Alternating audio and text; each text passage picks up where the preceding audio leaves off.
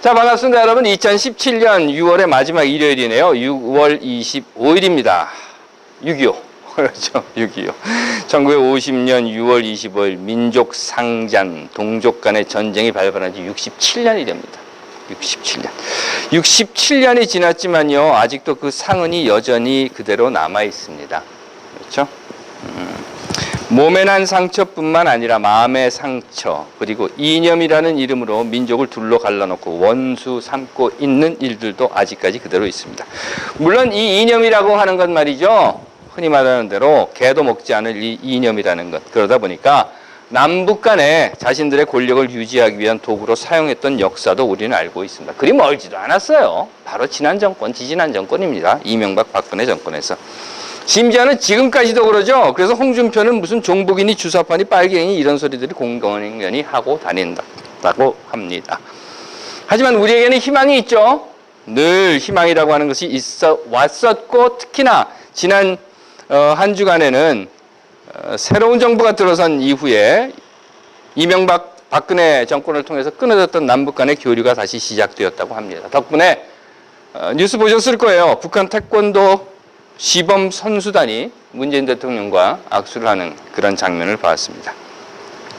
맞습니다. 2000년 6월 15일 6.15 남북 공동선언이 나올 때, 그리고 14선언이 나올 때에도 우리는 곧 통일이 될 거라고 생각을 했었어요.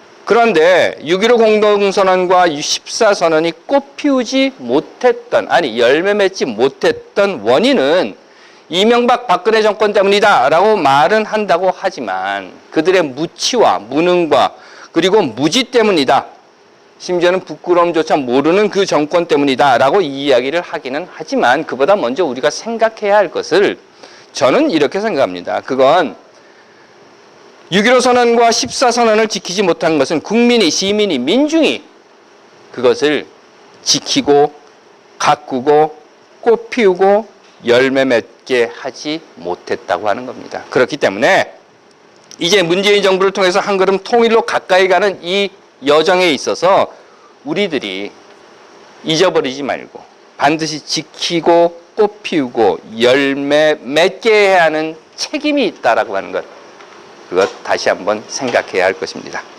또 오늘은요, 세 가정이 이곳을 떠나는 마지막 일요일입니다. 어쩌다 보니까 이번 달에 벌써 십자가를 5개를 깎았어요. 맨날 십자가 깎고만 있습니다. 떠나시는 분들께 늘 제가 드리는 말씀입니다. 회자정리라고 하죠. 그런데 회자정리는 꼭 따라오는 말이 있더라고요. 거자 필반이라고. 그래서 언젠가 돌아오실 겁니다. 아니, 언젠가 다시 만날 겁니다. 기도할게요. 하나님, 이 민족의 상처를 어루만져 주시고 민족이 다시 하나 되게 하여 주시옵소서. 하나님, 이곳을 떠나시는 분들 어디에 가시든지 어떤 일에 처하시든지 이곳에서 함께 살았던 삶으로 당당하고 멋지고 아름다운 모습으로 세상을 걷게 하옵소서. 아멘. 2012년 박근혜가 대통령 하겠다고 나오면서부터 제가 지난 5년간 무리를 했습니다. 제가 알아요. 그것도 많이. 저를 도와서 같이 일을 하시는 분들이 항상 저한테 하시는 이야기가, 목사님 건강 잘 챙기십시오, 목사님 운동 좀 하십시오 라고 말을 해왔지만 그저 귓등으로 듣고 지나쳤어요. 그러다 보니까 드디어 사달이 났습니다. 내 허리가 나를 떠나 제멋대로 아프기 시작했습니다. 그래서 오늘은 좀 나아졌는데요. 여기 이제 최 교수님 계시지만 전에 그런 얘기를 하시더라고요. 최 교수님 연세가 되시면 차에서 내릴 때 몸이 내리지 않는답니다. 다리가 하나 먼저 내리고, 그 다음에 팔이 내리고, 그 다음에 허리가 내리고, 차 밖에 나와서 이렇게 맞춰진대요. 근데 요즘 제가 그러고 있습니다. 다리 하나 내놓고, 팔 하나 내놓고 이러면서. 그런데요, 이렇게 아파 보니까요, 뭔가 새로운 게 보여요. 혹시 여러분들은 샤워하고 난 다음에 발에 물기를 닦을 때 어떻게 닦으십니까? 예전에 그냥 이렇게 탁 구부리고 탁탁 닦으면 됐었어요. 근데 허리가 안 구부러지는 겁니다. 그러다 보니까 이제 새로운 것이 보여요. 그래서 타월을 이렇게 싹 내려놓고 흔들흔들 하면서 발에 물기를 닦는 겁니다. 예전에도 그런 모습을 제가 한번 본 적이 있었어요. 저보다 나이가 한 10년, 15년 정도 어린 그 미국 목사가 있는데 이만큼 살이 이렇게 쪘어요. 한국에서 수련회를 하기 위해서 왔는데요. 한 번은 같이 대중 목욕탕을 데리고 왔거든요. 목욕 다 끝나고 난 다음에 옷을 입는데 허리가 안 굽혀지니까 바지를 입는데 이렇게 입지 않고 한 손으로 바지를 잡고 발 하나 끼고 또 쓱 올리고 한 손으로 발 하나 잡고 쓱 올리고 그러고 있더라고요. 허리가 안 구부러져서. 그래서 그때는 제가 그랬습니다. 저래가지고 어떻게 저 인간이 저러고 사냐 그랬는데 요즘 제가 그러고 있습니다. 다리 한쪽 꽂고 또 다른 쪽 다리 하나를 꽂고. 고통이라고 하는 것이요, 내 삶에 변화를 줍니다. 그리고 그 삶이라고 하는 것의 변화는 내게 새로운 것을 보게 해줍니다. 아브라함은 원래 가난한 사람이 아니었죠. 하란이라고 하는 곳에 살았다고 합니다. 성서의 이야기는 뭐 별로 그렇게 자세히 나와 있지 않지만 전설에 의하면 또는 하란에 살았던 사람들의 과거의 과거를 보는 역사가들의 이야기하면 살만한 곳이었다고 해요. 잘 살았을 거예요. 그러다 어느 날 갑자기 하나님이 떠나라고 합니다. 성서는요, 하나님이 떠나라고 그랬다고 하니까 아주 간략하게 이렇게 써 있어요. 이에 아브라함이 여호와의 말씀을 따라갔고 룻도 그와 함께 갔으며 아브라함이 하란을 떠날 때 나이 75세였다. 이렇게. 그냥 한 줄로 쭉 적어놓지만 한번 여러분들 생각해 보십시오. 살 만큼 살았어요. 75년 동안 그곳에 살았습니다. 그리고 75년 살았으면 뭐 집도 한 채 있을 테고 또 가족들도 있을 테고 아는 사람들도 있을 테고 동네에 나가면 그래도 아유 안녕하세요 어르신 뭐 이렇게 인사라도 받고 살았을 겁니다. 그런데 그곳을 떠나라고 했어요. 그러면 그곳을 떠나고 싶었을까요? 새로운 변화라고 하는 것으로 다가가고 싶었을까요? 모든 것이 낯설고 불편했을 겁니다. 물론 어려움도 있고 고통도 있었을 거예요. 그래서 아브라함의 여정에 보면 죽을 고비를 넘기기도 합니다. 삶의 변화라고 하는 것. 지금까지 잘 살았는데, 지금까지 그냥 그렇게 편하게 살았는데 뭐 굳이 변할 게 있을까? 무엇 그렇게 굳이 사서 고생을 할까? 하는 생각이었을 겁니다. 모세 역시 마찬가지였죠. 이집트에 살았었다고 해요. 왕궁의 이야기는 왕자로 살았다고 합니다. 그러니 지위도 권력도 재력도 충분히 가질 만큼 가졌을 거예요. 그런데 떠났습니다. 물론 첫 번째 이집트로부터 도망을 칠 때는 그때는 자기가 도망칠 수밖에 없어서 도망을 쳤어요. 하지만 두 번째는 전혀 다른 이야기입니다.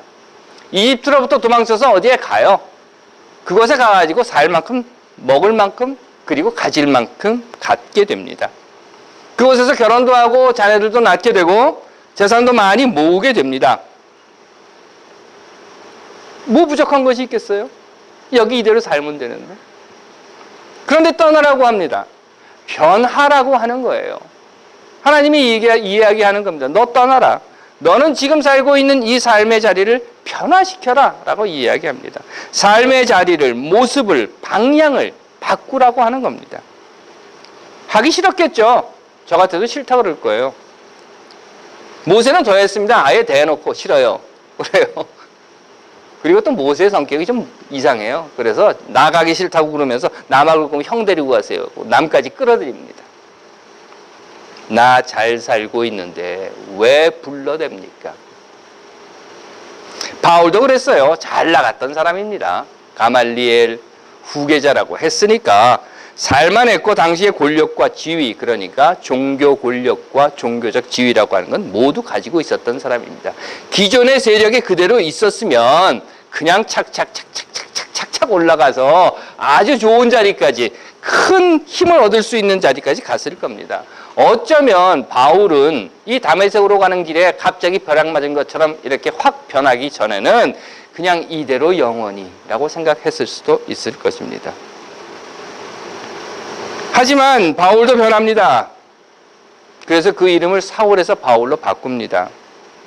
그리고 그 변화된 삶이라고 하는 것은 예전보다 훨씬 힘듭니다. 예전에는 나 선생님이라고 불렀습니다. 유대인들 사이에서는 가장 권위가 있는 선생님이라고 불리움 받았는데 이제 가다 보니까 너 일로 와봐. 그리고 때리기도 하고 저거 뭐야? 하고 옥에 가두기도 합니다. 어쩌면 바울은 그런 생각을 안 했을까요? 내가 왜 이랬을까? 예전엔 안 그랬는데. 군대에서 그런 얘기하죠. 짬밥 먹고 내가 돌았나 보다. 내가 괜히 예수 만나서 돌았나 보다. 내가 왜 이렇게 되었을까? 라는 후회를 했을 수도 있을 겁니다. 당연히 힘들었겠죠. 여러분들 손깍지 한번 끼워 보십시오. 이렇게요. 어느 쪽 엄지가 올라가 있습니까? 사람마다 다를 거예요. 그걸 반대로 한번 올려보십시오. 불편하죠? 이거 참 불편한 거예요. 뭔지 모르게 불편하고 거북하고 뭔가 좀 이상합니다. 변화라고 하는 것이에요. 예수는 안 그랬을까요? 저는 그랬다고 생각해요. 목수였다고 하니까요. 오늘날 같이 이 동네에서 목수라고 하는 그런 정도의 지위였다고 생각을 합니다. 우리 그냥 목수하면 뭐 대패질이나 하고 또는 뭐 이 가구 만드는 것 그런 거 생각하지만 이쪽 지방의 목수라고 하는 것은 뭔가 하면 집을 짓는 사람이에요. 나사렛에 살았다고 하죠. 그러니까 사마리아하고 그렇게 먼 거리는 아니었습니다. 그러면 일거리는 다 사마리아에 있었을 테고 나사렛에서 사마리아까지 통근을 하면서 출퇴근하면서 일을 하면 뭐 며칠씩 가서 일도 해줬을 테고 그럭저럭 먹고 사는데 부족함이 없었을 겁니다. 아니 부족함이 없는 정도를 좀 넘어서 결혼이라도 했으면 아이와 자식들과 고향에서 그림 같은 집을 짓고 그렇게 살았을 겁니다. 무슨 영화를 보겠다고 광야로 나갑니까? 뭐 얼마나 대단한 것을 얻겠다고 마귀의 시험으로 40일 동안 금식을 합니까? 그냥 살던 대로 살지. 아브라함도 모세도 바울도 예수도 왜 그들은 변화를 그렇게 감수해야만 했을까? 물론 답은 이미 아십니다, 여러분들. 교과서에 나와 있는 정답이에요.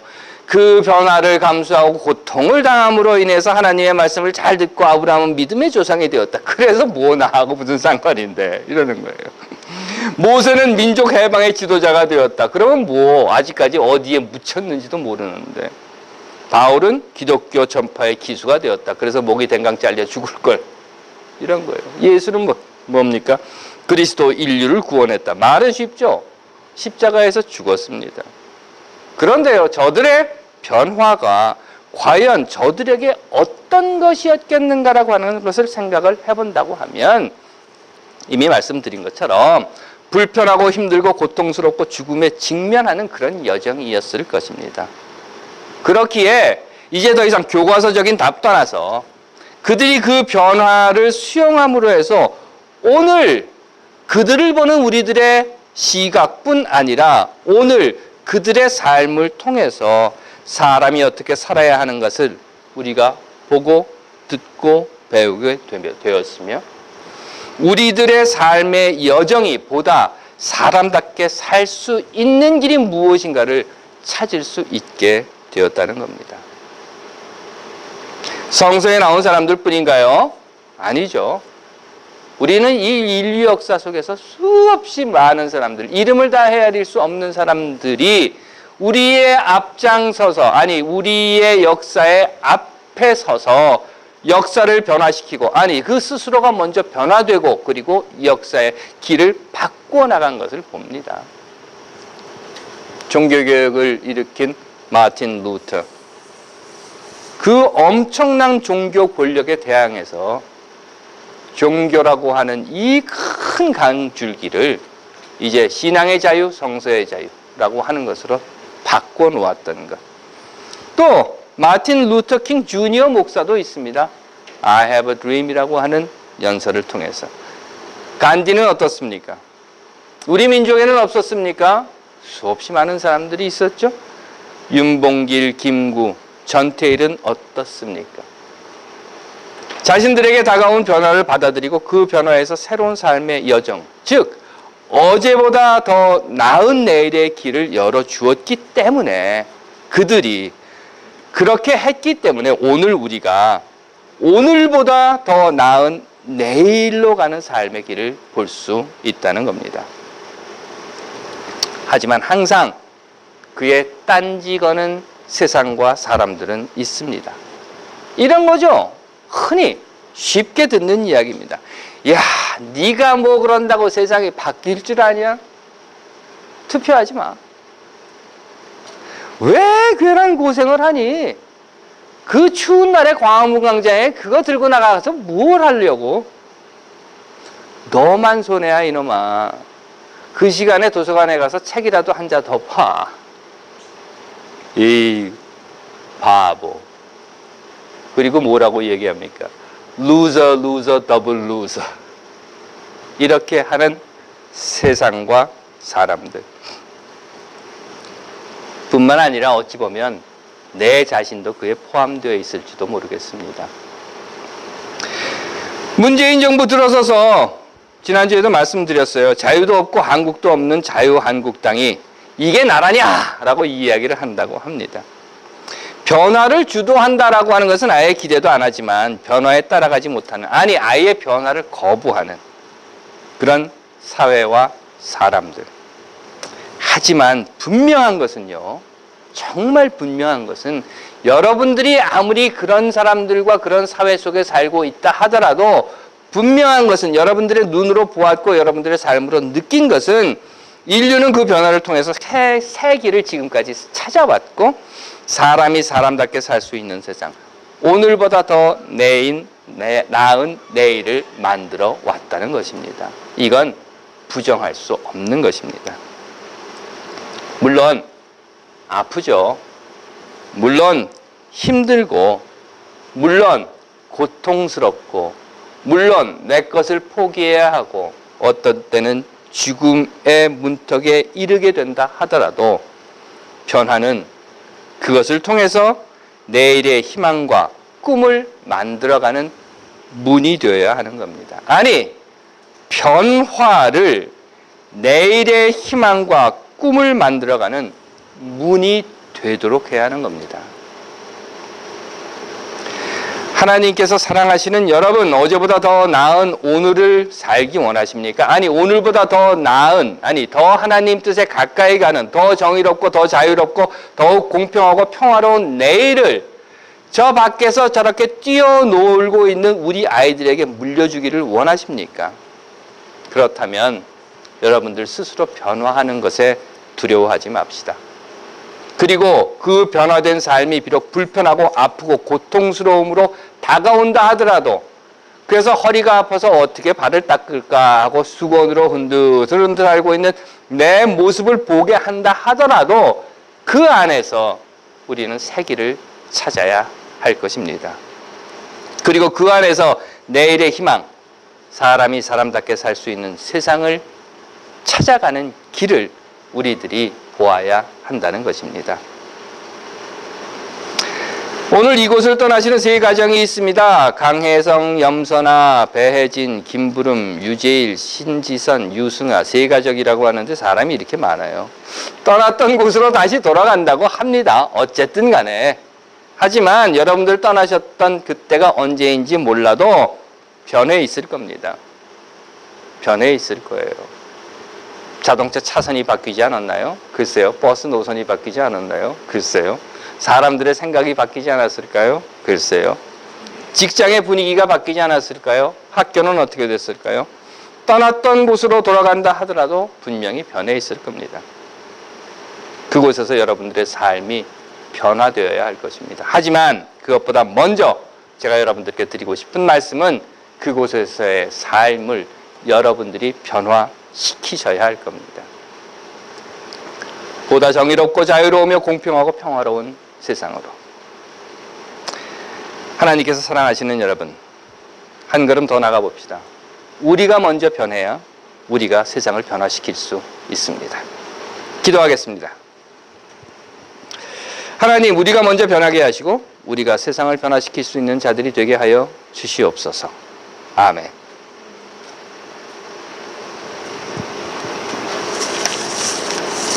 의장님 광고 시간입니다.